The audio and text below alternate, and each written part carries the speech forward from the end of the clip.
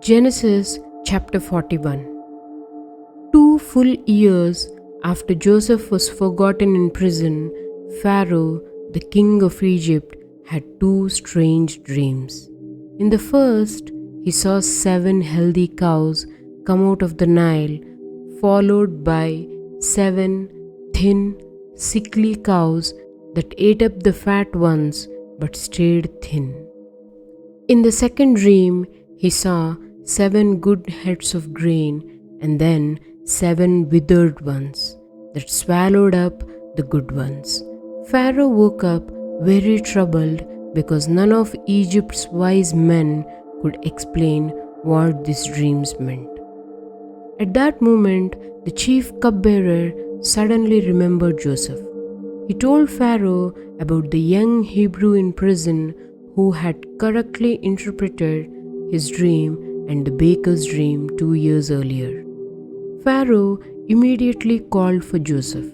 Joseph was quickly shaved, cleaned, and dressed in fresh clothes, and he was brought before the king. Pharaoh told Joseph his dreams, and Joseph explained them clearly. Both dreams are one message from God. Egypt will have 7 years of great abundance, followed by 7 years of terrible famine. The famine will be so severe that people will forget the years of plenty.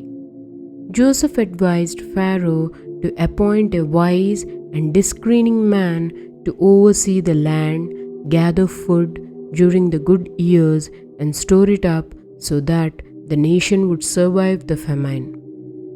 Pharaoh and all his officials were amazed at Joseph's wisdom.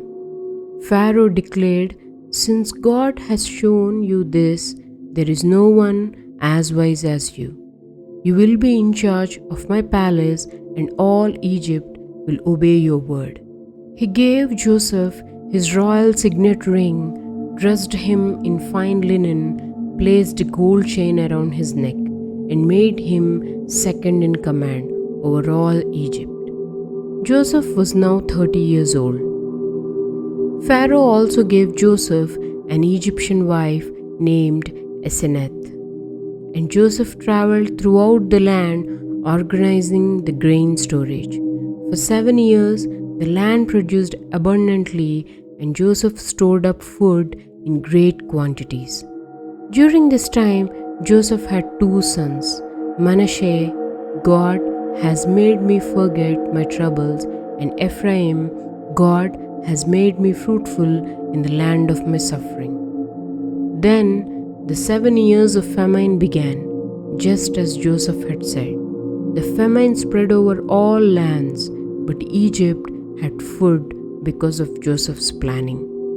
People from every country came to Egypt to buy grain, for the whole world was affected by the famine.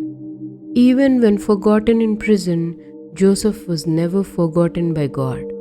At the right time, God raised him up from the lowest place to the highest position, not just for his good, but to save many lives.